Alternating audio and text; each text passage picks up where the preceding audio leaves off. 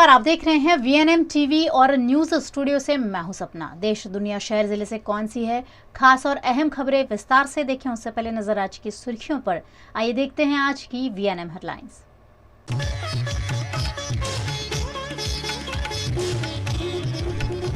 देश के प्रधानमंत्री ने ली नीति आयोग की बैठक, नहीं आए 8 राज्यों के मुख्यमंत्री।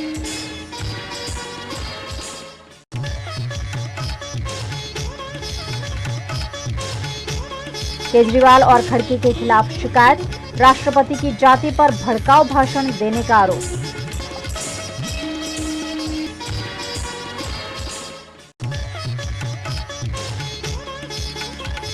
और भारत को मिल सकता है नाटो प्लस का दर्जा, अमेरिका कांग्रेस कमेटी की सिफारिश।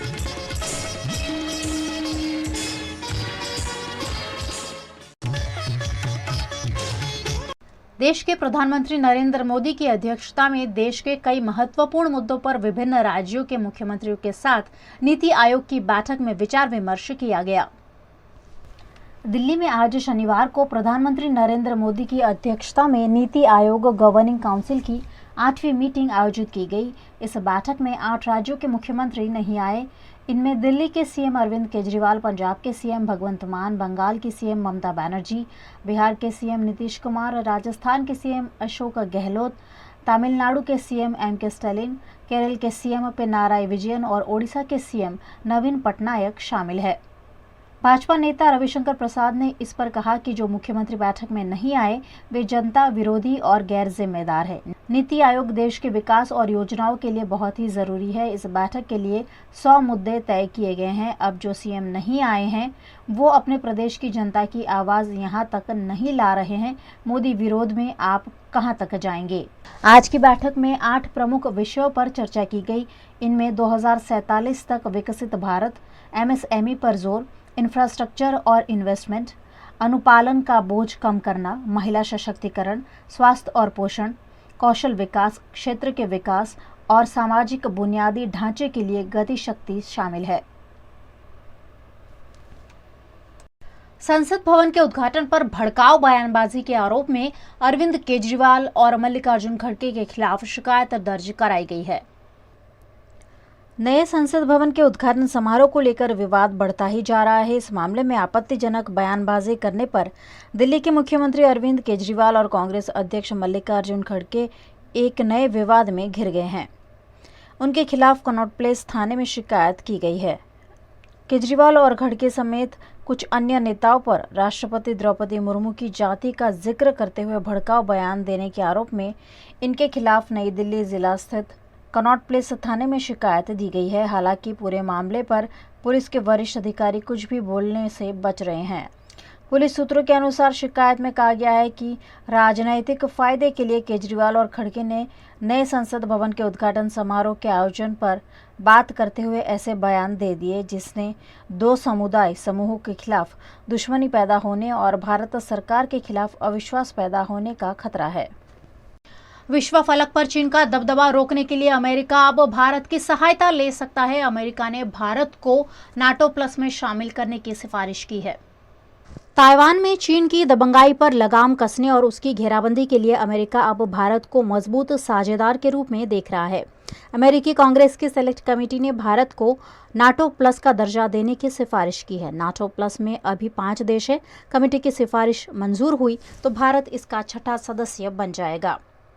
कमेटी का मानना है कि चीन ताइवान पर हमला कर सकता है तो सामरिक तौर पर कड़ा जवाब देने के साथ साथ स्क्वाड को भी अपनी भूमिका बढ़ानी होगी। स्क्वाड 4 देशों की सहयोगी संगठन है जिसमें भारत, अमेरिका, ऑस्ट्रेलिया और जापान है। चीन से मुकाबले के लिए अमेरिका को G7 के देशों के साथ भी सहयोग को और मजबूत करना होगा। जनवरी में गठित कमेटी ने ताइवान पर अपनी पहली रिपोर्ट और सिफारिशें जारी की है। कमेटी की सिफारिशों की टाइमिंग अहम है क्योंकि प्रधानमंत्री नरेंद्र मोदी की 21 जून से अमेरिका की यात्रा प्रस्तावित है। नाटो प्लस देशों को अमेरिका डिफेंस इंडस्ट्री और टेक्नोलॉजी की बेहतर उपलब्धता मिलती है। नाटो प्लस में आने से भारत को भी चुनिंदा देशों के जैसे बेहतर अमेरिकी डिफेंस टेक्नोलॉजी मिल सकेगी। फिलहाल अमेरिका भारत में कोई डिफेंस समझौता या डील नहीं है। लेकिन अमेरिका ने भारत को अहम डिफेंस पार्टनर एमडीपी का दर्जा दिया हुआ है। इससे भारत को संवेदनशील तकनीक का निर्यात हो रहा है। भारत के लोकतंत्र का भवन नया संसद भवन बनकर तैयार है, जिसका लोकार्पण कल किया जाना है। नए संसद भवन का इनॉग्रेशन कल रविवार को होगा। नया भवन देश की विविध संस्कृति से जुड़ा है। इसे बनाने में देश के हर कोने से लाया गया सामान लगाया गया है। इसकी फ्लोरिंग त्रिपुरा के बांस से की गई है, तो भवन के लिए सागौन की लकड़ी नागपुर से मंगाई गई है। वहीं लोकसभा राज्यसभा की विशाल दीवार और संसद के बाहर लगा अशोक चक्र इंदौर से मंगाया गया है। इनॉग्रेशन कार्यक्रम में शामिल होने और प्रधानमंत्री मोदी को सुनहरा राजदंड संगोल भेंट करने के लिए चेन्नई के धर्मपुरम अधिनम के 21 संत चेन्नई से दिल्ली रवाना हो गए हैं। ये संत पीएम मोदी को देने के लिए अपने साथ एक खास तोहफा भी लाए हैं। नए संसद भवन में देश के हर क्षेत्र की झलक देखने को मिलेगी। इसकी फ्लोरिंग त्रिपुरा के बांस से की गई है। कालीन मिर्जापुर का है। लाल सफेद सैंडस्टोन राजस्थान के सरमथुरा का है। वहीं निर्माण के लिए रेत हरियाणा के चरखी दादरी से और भवन के लिए सागौन की लकड़ी नागपुर से मंगाई गई है। भवन के लिए केसरिया हरा पत्थर उदयपुर, लाल ग्रेनाइट अजमेर के पास लाखा और सफेद संगमरमर राजस्थान के ही अंबाजी से मंगवाया गया है। लोकसभा और राज्यसभा की फॉल सीलिंग में लगाई गई स्टील की संरचना दमनदीव से मंगाई गई है। वहीं संसद में लगा फर्नीचर मुंबई में तैयार किया गया। पत्थर की जाली का काम राजस्थान के राजनगर और नोएडा से करवाया गया है। प्रतीक चिन्ह अशोक स्तंभ के लिए सामग्री महाराष्ट्र के औरंगाबाद और राजस्थान के जयपुर से मंगाई गई। वहीं लोकसभा राज्यसभा की विशाल दीवार और संसद के बाहर लगा अशोक चक्र इंदौर से मंगाया गया है। पत्थर की नक्काशी का काम आबू रोड और उदयपुर के मूर्तिकारों ने किया है। पत्थर राजस्थान के कोटपुतली से लाए गए। फ्लाई ऐश ईंटें हरियाणा और उत्तर प्रदेश से मंगवाई गई, जबकि पीतल के काम और सीमेंट के बने बनाए ट्रेंच अहमदाबाद से लाए गए। नई संसद के इनॉग्रेशन में अब एक दिन बचा है। इससे पहले शुक्रवार को पहला वीडियो जारी किया गया था। वीडियो की शुरुआत एंट्री गेट से होती है, फिर गुंबद पर लगा अशोक चिन्ह और बाहरी दीवारें। इसके बाद लोकसभा और राज्यसभा का दृश्य नजर आता है। लोकसभा और राज्यसभा स्पीकर की सीट के पीछे विशाल अशोक चक्र है।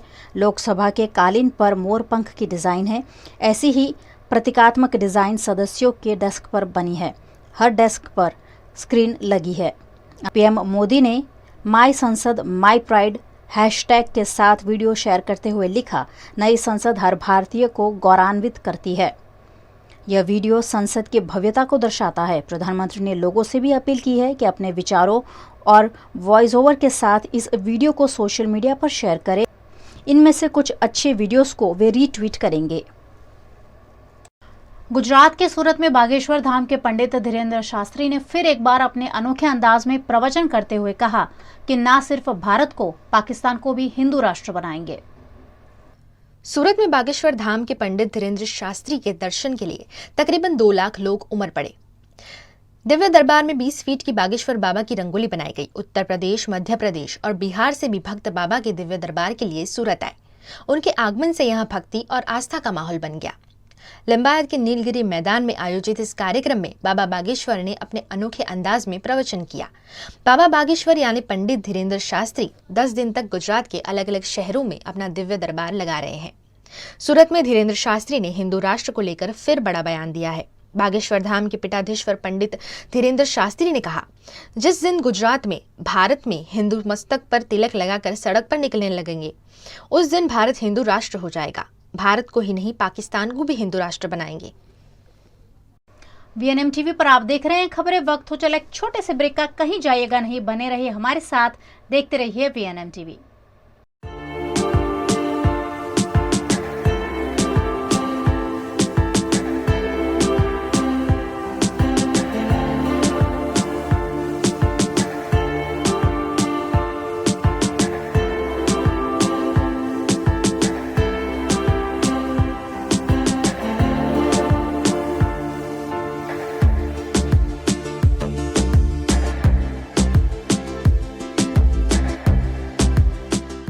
भारत ले रहा है इलेक्ट्रिक अंगड़ाई। क्यों ना हम साथ चले, साथ चले, साथ बढ़े, साथ बढ़े, देश मेरे, देश मेरे, देश को ले जाए नई दिशा की ओर। आपका जॉय, भारत का जॉय। વડોદરાના ઘણા વિસ્તારો જેમ કે અકોટા, માંજલપુર, અલકાપુરી, મકરપુરા વગેરે વગેરે વિસ્તારોના લોકો ચિંતામાં છે. આ ચિંતાનું કારણ છે વડોદરાના લોકોમાં વધતી ઈર્ષા. જી હા, અને આ ઈર્ષાનો સ્ત્રોત છે તરસાલી એરિયામાં આવેલ રેઝિડેન્શિયલ પ્રોજેક્ટ દર્શનમ પ્લેસ. ઘણી બધી એમ્યુનિટીઝથી ભરપૂર આ 2 અને 3 BHK પ્રોજેક્ટ બની ગયો છે નવા ઘર શોધવાવાળા લોકો માટે એક અનોખો અવસર.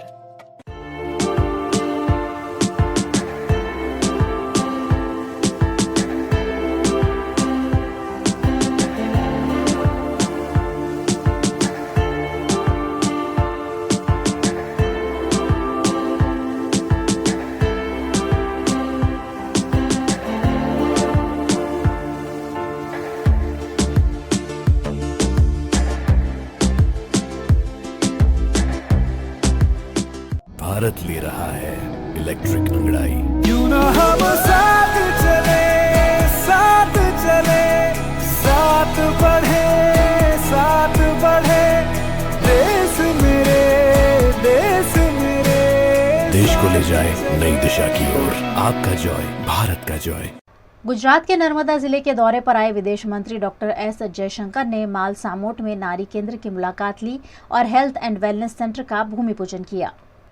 गुजरात में नर्मदा जिले के 2 दिवसीय दौरे पर आए केंद्रीय विदेश मंत्री डॉक्टर एस जयशंकर ने व्याघर, आमदला, वागड़िया, भाड़ोद और डेडियापाड़ा के माल समोट के सामोट ग्राम पंचायत के प्रांगण में 75 लाख के खर्च से तैयार होने वाली 2 स्मार्ट आंगनवाड़ी केंद्र के लिए ग्रांट और हेल्थ एंड वेलनेस सेंटर का भूमि पूजन किया। सामोट गांव में उन्होंने नारी केंद्र पर अपनी ग्रांट से 1 करोड़ 90 लाख रुपए के खर्च से तैयार हुए नारी केंद्र की मुलाकात ली और इस केंद्र के कार्यवाही के बारे में जानकारी ली। बहनों को देखें तो उनको भी लगता है कि भाई हमें कुछ ऐसा कुछ अवसर मिल रहा है कि हमारी टैलेंट को हम प्रकट करें। केवड़िया में मैंने देखा कि कितना चेंज हुआ, कि नए होटल देख रहा हूँ, कि नई फैसिलिटी देख रहा हूँ। तो और वहाँ जो एक था जो स्किल सेंटर है, वहाँ भी कितनी प्रोग्रेस हुई है। और स्किल सेंटर वहाँ उसका भूमि पूजन मैंने ही किया था उस टाइम, और उसमें भी मैंने बहुत इंटरेस्ट लिया है। उसको अलग और ऊंचे स्तर पर कैसे ले जाएं। जैसे उनके यहाँ तो कंप्यूटर जो है ना, वो सब कंप्यूटर ट्रेनिंग बस के अंदर है, तो वो जगह जगह ले जा सकते। हमारे यहाँ भारत में बहुत सारी चीज़ है, अब हम खुद नहीं जानते, और या अगर जानते भी हैं कि दूसरों का परिचय नहीं कराते। अब जैसे आप जानते, आप बाहर जाकर दिल्ली में थोड़ी कहते हैं लोगों के भाई आइए, आपको कहना चाहिए। इसीलिए पीएम टूरिज्म पर इतना बल क्यों देते। और इंटरनेशनल टूरिज्म तब पड़ेगा जब पहले डोमेस्टिक टूरिज्म तो बढ़ाएं हम लोग, एक राज्य से दूसरे राज्य जाएं लोग। तो मैं तो अब जब दिल्ली जाऊंगा या कहीं और जाऊंगा, मैं तो इसके गुण गाऊंगा कि भाई जो कल जो चित्र मैंने देखा वहाँ, और जो मुझे समझाया गया कि मानसून सीज़न में आना चाहिए, वाटरफॉल उस टाइम अपने बेस्ट में है, वो हरियाली होगी, तो वहाँ तो टूरिज़्म की बहुत पॉसिबिलिटीज़ हैं। और ख़ासकर जब ये रोड बन जाएगी ना, केवड़िया से वो डायरेक्ट माल समोट वाली रोड, जो मुझे बताया गया कि 15 किलोमीटर इसका हो चुका है, और कुछ मेरे ख्याल से 30-35 किलोमीटर अभी बचे, तो उसका भी असर होगा कि जो केवड़िया आते हैं वो वहाँ से माल सपोर्ट भी जा पाए। जाकर लोगों को कहूँ कि भाई मैं गुजरात के हिल स्टेशन में गया था, बहुत लोगों को यकीन नहीं होगा, क्योंकि गुजरात को वो हिल स्टेशन के साथ जोड़ते नहीं। तो नहीं, बहुत अच्छा लगा मुझे। स्टैचू ऑफ यूनिटी एक किस्म से हमारे लिए एक फोकस एरिया, अगर उसको हम डेवलप करें और फिर उसको देखें उससे आगे कैसे ले जाएं, ये हमारी कोशिश। बागेश्वर धाम के बाबा धीरेन्द्र शास्त्री के गुजरात प्रोग्राम की घोषणा के साथ ही विरोध उठना शुरू हुआ है। अहमदाबाद में आयोजकों और पुलिस के बीच स्थल को लेकर समस्या खड़ी हुई है। गुजरात के बागेश्वर धाम के धीरेन्द्र शास्त्री के आने की खबर के साथ ही विरोध उठ रहे हैं। कल और आज 2 दिनों के लिए बागेश्वर धाम के धीरेन्द्र शास्त्री सूरत में हैं और 29 और 30 मई 2 दिनों के लिए अहमदाबाद की चाणक्यपुरी में उनका दिव्य दरबार लगेगा। इस कार्यक्रम को लेकर पुलिस और आयोजक आमने सामने आ गए हैं। पुलिस के अनुसार स्थल छोटा है, जबकि आयोजक पुरुषोत्तम शर्मा के अनुसार ये पारिवारिक प्रोग्राम है। यहाँ बहुत ही सीमित संख्या में मेहमान होंगे और जिनके पास होगा वही प्रवेश पाएंगे। जांच करने पर पता चला कि पास पर 4258 नंबर था और लोग पास के लिए कतार में खड़े हुए हैं। તૈયારી ખૂબ જોરોમાં છે. આપ જોઈ શકો છો જર્મન ટેન્ટ જે અમારું છે એસી વાળું એ પૂરું તૈયાર થઈ ગયું છે. હવે તો ફ્લેગ બી લાગી ગયા છે અને બેરિકેડિંગ બી થઈ ગયું છે, બ્લોક બી પડી ગયા છે, બધી જ તૈયારી થઈ ગઈ છે અને સ્ટેજનું પાછળ કામ ચાલી રહ્યું છે. એ બી ટૂંક સમયમાં પૂરું થઈ જશે. હા, મહારાજજી અહીંયા 29 તારીખે આવશે અને 5 વાગ્યાથી બાલાજીની ઈચ્છા સુધી, એટલે જ્યાં સુધી આપણને પરમિશન મળશે એ પરમિશન સુધી આપણે કાર્યક્રમ યોજીશું અને પરમિશનના ટાઈમ પ્રમાણે જ આપણે કાર્યક્રમ પૂર્ણ કરીશું. પરમિશન માટે એક બાદ એક હતા, કાલે બી મેચ હતી, આવતીકાલે પાછી મેચ છે, એટલે અધિકારીઓ અમારા વ્યસ્ત છે. એટલે જેટલું બને એટલું વહેલું અમને લેખિતમાં પરમિશન મળી જાય એવી વ્યવસ્થા અહીંથી થઈ રહી છે. અને પરમિશન મળ્યા બાદ જે આંકડો એમાં હશે એ પ્રમાણેની પૂરી વ્યવસ્થા અમે અહીંયા કરી છે. જે પરમિશન મળશે એટલા જ પાસ વિતરણ થશે, એનાથી એક બી વધારાનું પાસ વિતરણ થશે નહીં અને પાસ સિવાય કોઈને બી એન્ટ્રી અમે આપીશું નહીં. મહારાજ શ્રી આવે છે એની સગવડ બધી અમારી કમિટી કરે છે અને મહારાજ શ્રીને પરવાનગી માંગી છે. જો પરવાનગી મિલી જાય એટલા તમામ માણસોને આવવા દઈશું, પણ જેટલા પાસ બેટીશું એટલા આવશે. આરામથી મહારાજજીની કથા જોવે ને બીજી પબ્લિકને કહે કે નકામી इतनी गर्मी में अपना घेर टीवी में जोवे. ये मेरी प्रजाजनों ने हाथ जोड़ीनी विनंती है. गुजरात के वडोदरा की ऐतिहासिक इमारत न्याय मंदिर की खस्ता हालत को लेकर हेरिटेज प्रेमियों में रोष है। गुजरात का वडोदरा शहर एक ऐतिहासिक नगर है। यहाँ पर गायकवाड़ शासन के वक्त की अनेकों ऐसी इमारतें हैं जो धरोहर है, लेकिन इन इमारतों का रखरखाव उचित तरीके से नहीं हो रहा है। न्याय मंदिर की ऐतिहासिक इमारत की हालत खस्ता है, जिसको देखकर धरोहर प्रेमी दुखी हो रहे हैं। જે દેશમાં એક ઐતિહાસિક પ્રસંગ છે, દિલ્હીમાં લોકસભાના નવા ભવનનું નિર્માણ થઈને તેનું ઉદ્ઘાટન છે.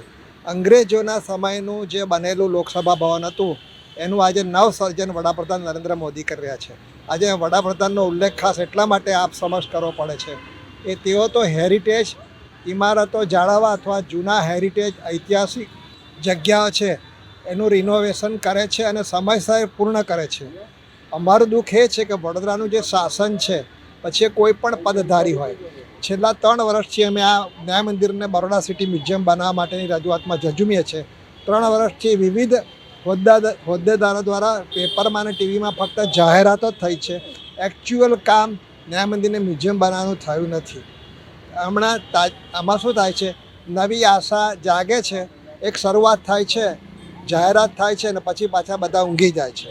અમારી માગણી એવી છે કે કામ ચાલુ કરો ચોમાસા પહેલાં. આજે હમણાં થોડા દિવસ પહેલાં ન્યાય મંદિરને બહારથી ધોવાના સમાચાર મીડિયામાં આવ્યા હતા. આ બહારથી ધોવું એ સારી વાત છે, ખરાબ નથી, અમે ટીકા નથી કરતા. પણ તકલીફ એ છે કે જ્યારથી ન્યાય મંદિર બંધ પડ્યું છે ત્યારથી ઉપરના માળે ઢગલાબંધ ને નીચે ઢગલાબંધ કોર્ટ રૂમો છે. કોર્ટ રૂમોને તાળા છે, એ તાળા ખોલ્યા જ નથી અને એમાં એની અંદર અને બહાર આખા ન્યાય મંદિરમાં ઢગલાબંધ કચરો જમા થયો છે.